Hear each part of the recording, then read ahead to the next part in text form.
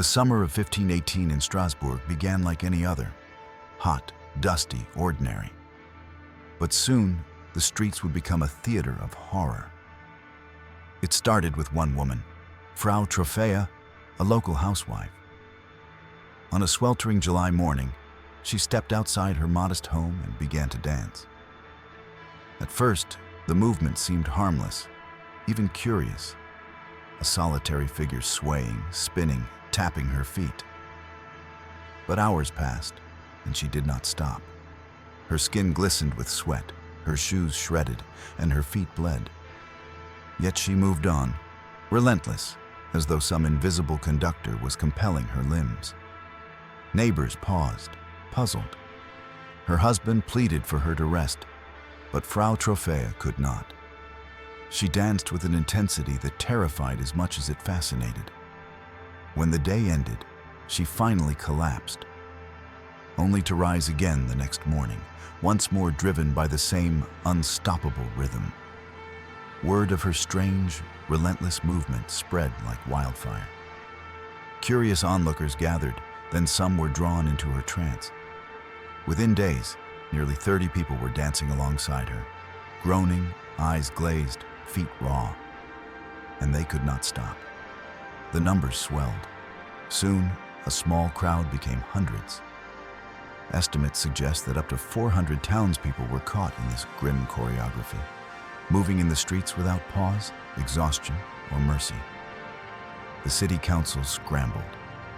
Strasbourg had experienced disease, famine, and war, but nothing like this.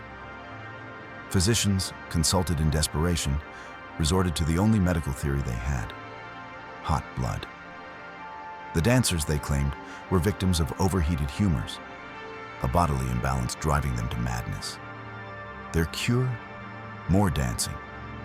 Musicians were summoned, drummers brought in to accelerate the pace, as if a fever could be burned out by movement.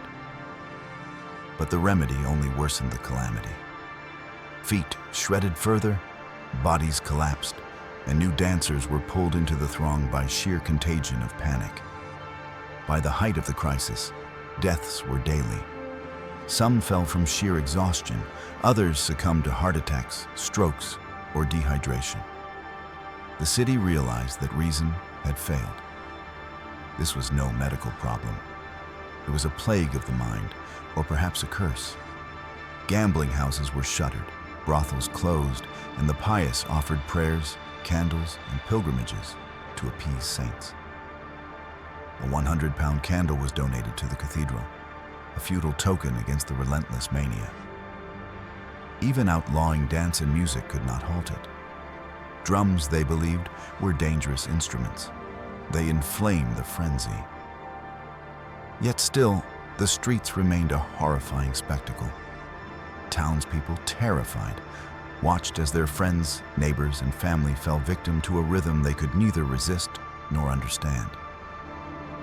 This was the dancing plague, the Coachella of medieval suffering, where joy and agony were indistinguishably intertwined, and death moved in step with the music. By the end of the summer, desperate measures were taken. Dancers were carted on wagons to a shrine dedicated to Saint Vitus, a child martyr believed to protect against such afflictions. There, in a strange mix of devotion and desperation, the afflicted were blessed with holy oil and red shoes, and the dance slowly came to an end. Frau Troffea survived, though her feet bore scars that would remain for life. The city's nightmare concluded not through science, but through faith, ritual, and the fragile mercy of chance. Even centuries later, scholars debate the cause: poisoned grain, epilepsy, mass hysteria, or a mysterious psychosomatic contagion. Whatever the truth, Strasbourg in 1518 became a stage for a horror both intimate and communal. A reminder that the human body can sometimes betray the mind, and the mind can betray the city.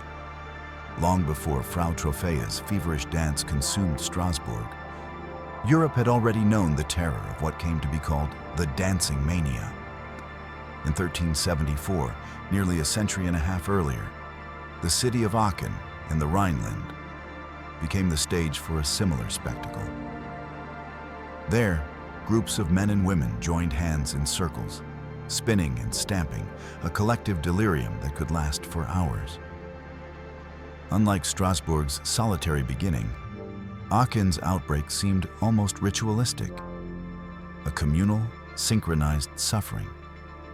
When dancers finally collapsed, exhausted, their bodies were mottled with bruises, torn skin, and sweat-stained garments.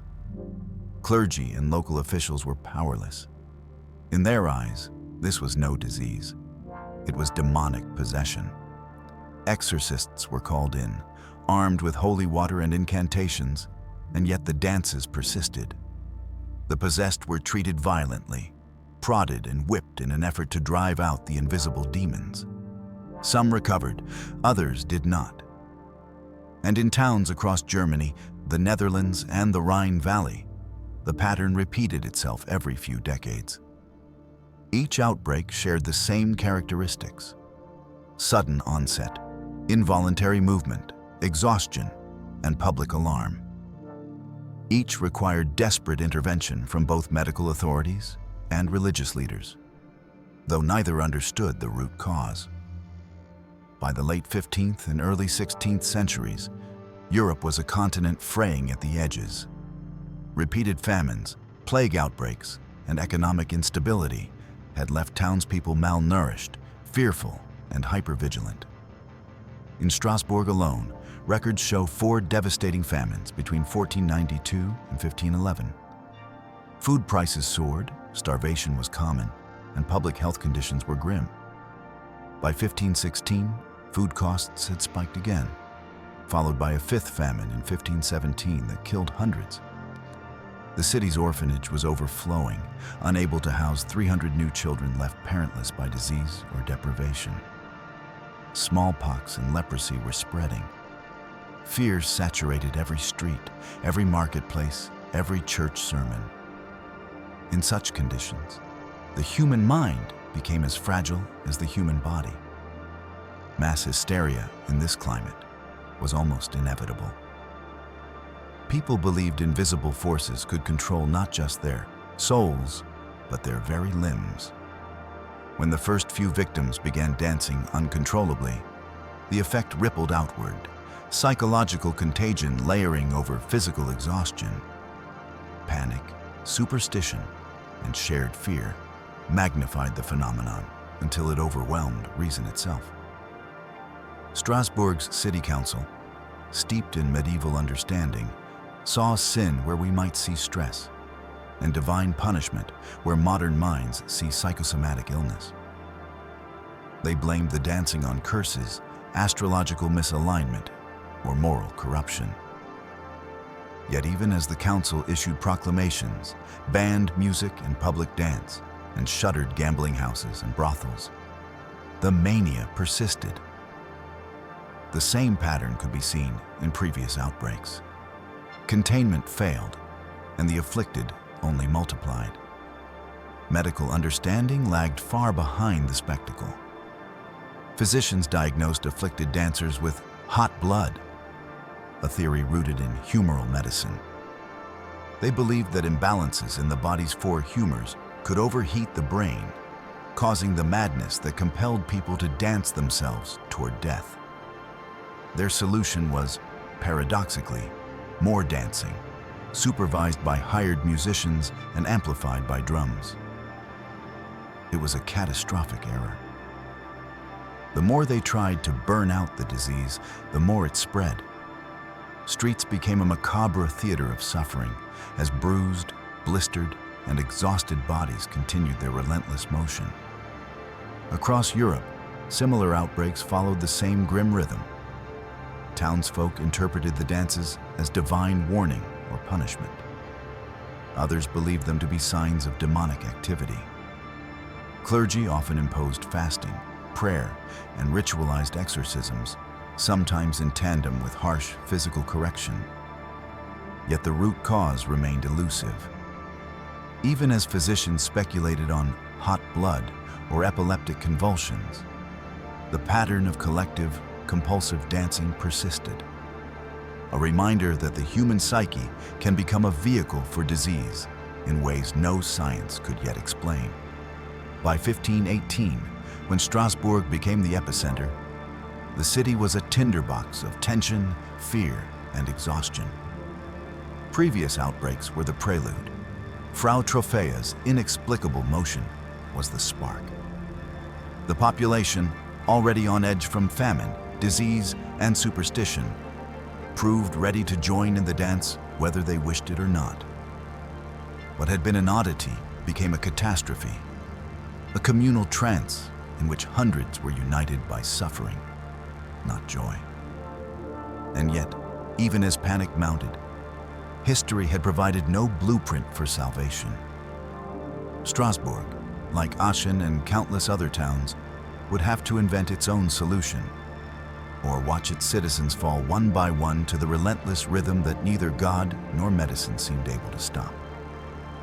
By 1526, nearly a decade after Strasbourg's streets had become a macabre stage of agony, the Renaissance physician Paracelsus arrived in the city. Known for challenging traditional medical orthodoxy, he hoped to understand the strange events that had left hundreds bruised, bleeding, and permanently scarred. Yet even this enlightened scholar struggled to reconcile what he witnessed. Compelled involuntary movement, exhaustion, and mass suffering defied conventional explanation. Paracelsus's observations were meticulous. He described the dancers as caught in a physical reflex beyond their control, a body that no longer obeyed the mind. Yet, reflecting the social biases of the time, he placed the blame squarely on women. Frau Troffea, the woman who had first danced until the town could no longer look away, became a symbol of rebellion and disorder. Paracelsus suggested that she had incited the mania to avoid domestic obligations, framing her defiance as the spark that had set Strasbourg aflame. This attribution of guilt to women was hardly new. In medieval Europe, when inexplicable events occurred, it was convenient, almost instinctive, to assign responsibility to the female population. Women were seen as morally weaker, more susceptible to sin, and dangerously irrational. In Strasbourg, this bias merged seamlessly with the city's fear of moral corruption. It was easier to blame Frau Troffea and the other women who danced than to confront the terrifying possibility that the human mind could collectively surrender to forces no one could name or control. The city's physicians attempted interventions grounded in humoral theory. Bloodletting was common, the scientific approach to rebalancing overheated humors. But the dancers could not remain still long enough for such treatment. The only feasible method seemed to be more dancing. Musicians were hired to energize the afflicted, encouraging a forced exhaustion that was hoped to break the cycle. The irony was cruel. Instead of ending the mania, the intensified music drove some to collapse sooner, while others, invigorated by rhythm, danced even more frenetically. Streets became a tapestry of suffering. Twisted limbs, bloodied feet, moans, and the faint, haunted echo of drum beats. Religious solutions were equally desperate. Clergy interpreted the plague as divine punishment or demonic possession. Prayer, fasting, and the sprinkling of holy water were employed in tandem with music and physical compulsion. Yet each attempt offered only temporary relief, or none at all. Strasbourg's citizens were caught in a liminal space where medicine failed, superstition dominated, and the very air seemed thick with collective madness. Even as exhaustion claimed its victims, the dancing continued. Townspeople who had initially mocked the spectacle now watched in horror. Families, friends, and neighbors, once recognizable, had become marionettes of some unseen will. The city council, recognizing that human solutions had failed, began to explore the only option left: divine intercession. The afflicted were brought before images of saints, candles were lit in frantic hope, and gifts were offered to secure heavenly favor. Among these figures, Saint Vitus emerged as a symbol of potential salvation. This child martyr, executed in 303 under the orders of Emperors Diocletian and Maximilian, was reputed to heal tremors, convulsions, and other afflictions of the body. Strasbourg's leaders, weary of blood and music, placed their hope in this saint. They would soon discover that salvation, when it came, would be as theatrical as the plague itself. By the end of Paracelsus's investigation, a grim truth was undeniable. Strasbourg's tragedy had been a perfect storm of superstition, social pressure, and human frailty. The physical compulsion to dance was real. The suffering was real.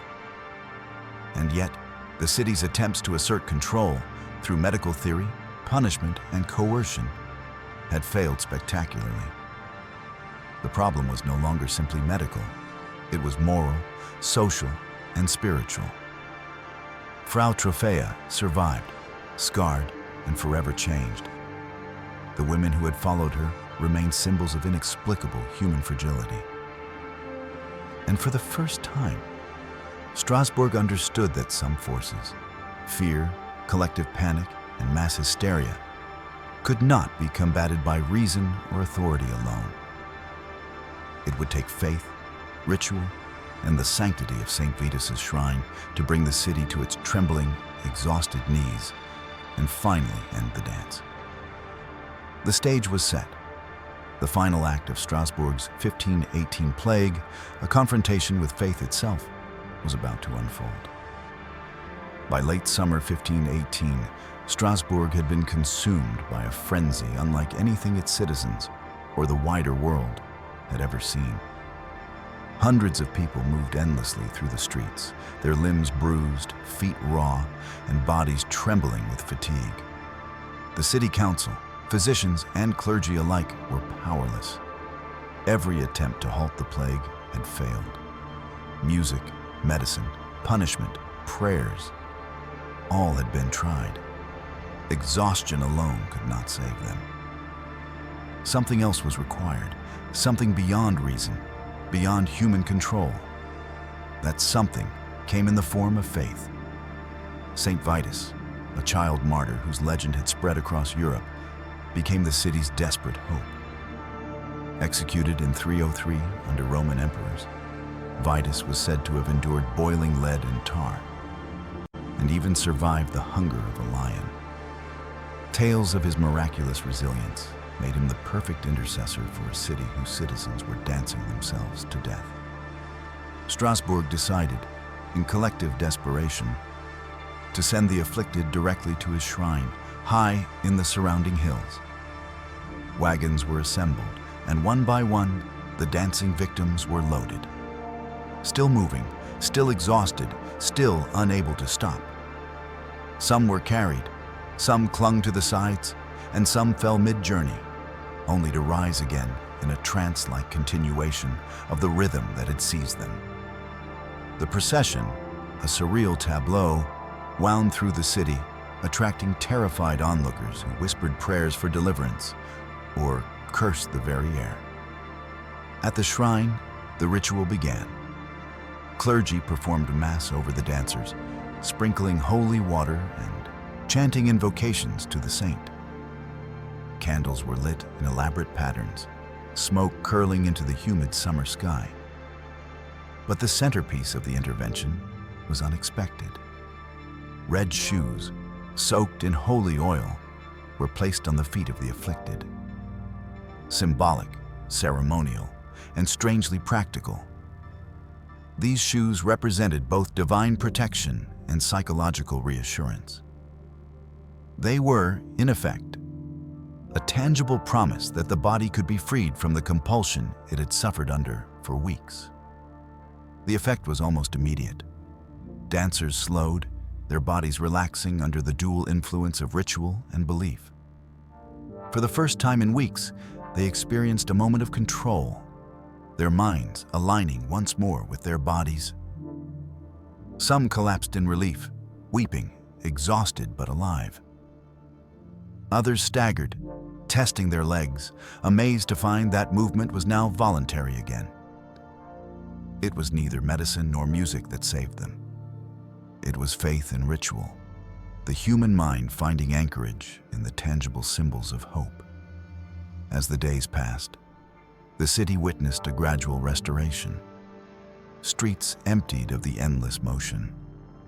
The town, which had been a theater of horror, returned to relative calm. Strasbourg's citizens, scarred in body and spirit, had survived an ordeal that seemed at once supernatural and terrifyingly human.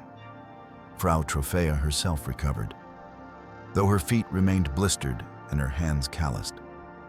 She lived on as a cautionary figure, her story woven into the fabric of European memory as both tragedy and miracle. In the aftermath, the dancing plague was remembered as Saint Vitus's dance, named either for the saint whose intervention had ended it, or perhaps for the invisible forces believed to have caused it in the first place. Historians today debate its origins. Poisoned grain, ergotism, neurological disorders, or a contagion of mass hysteria. But whatever the cause, the resolution illustrates the interplay between mind, body, and belief. Strasbourg had survived not through rationality alone, but through ritual, faith, and the subtle psychology of hope and symbol.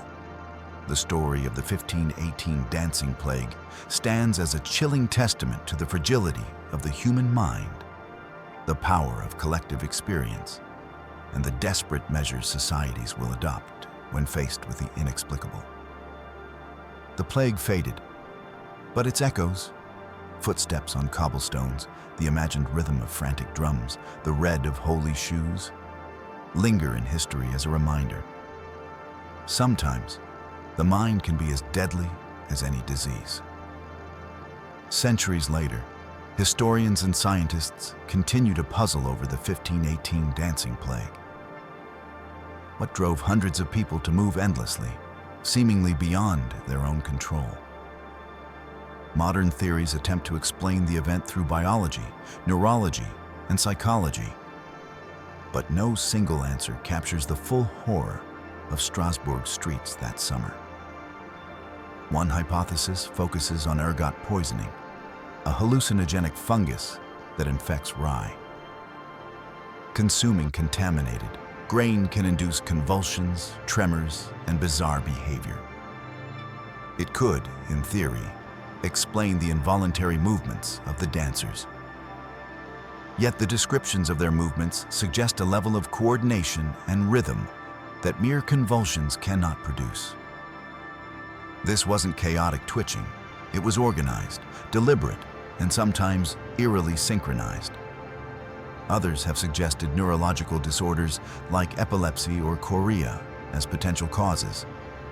Yet these conditions cannot spread contagiously. Strasbourg's dancing was not isolated. It moved through the population like wildfire, engulfing anyone who came near the afflicted. There had to be a social element at play, something that could transmit panic, fear, and compulsion from one body to another. Which brings us to the theory most widely accepted by scholars today: mass hysteria, or more formally, a case of mass psychogenic illness. Strasbourg in 1518 was ripe for such an outbreak. Years of famine had left its citizens malnourished and vulnerable. Smallpox, leprosy, and other diseases had claimed countless lives. Superstition was the language of everyday life. People believed invisible forces could manipulate their bodies, punish them for sins, or demand public penance. In such conditions, psychological stress could manifest physically, spreading like a contagion. Fear was infectious. Anxiety became kinetic. And when one person began to move uncontrollably, the effect cascaded, pulling the entire community into the grip of a shared delusion. It was not merely mind over matter, it was mind as matter, reshaping bodies and cities alike. Strasbourg's citizens were not performing willingly. They were puppets of stress, superstition, and circumstance. Every step, spin, and collapse was a testament to the power of collective psychology. The red shoes, the shrine to Saint Vitus, the prayers. They were not just acts of faith. They were psychological anchors, tools that allowed the dancers to reclaim control over their own bodies.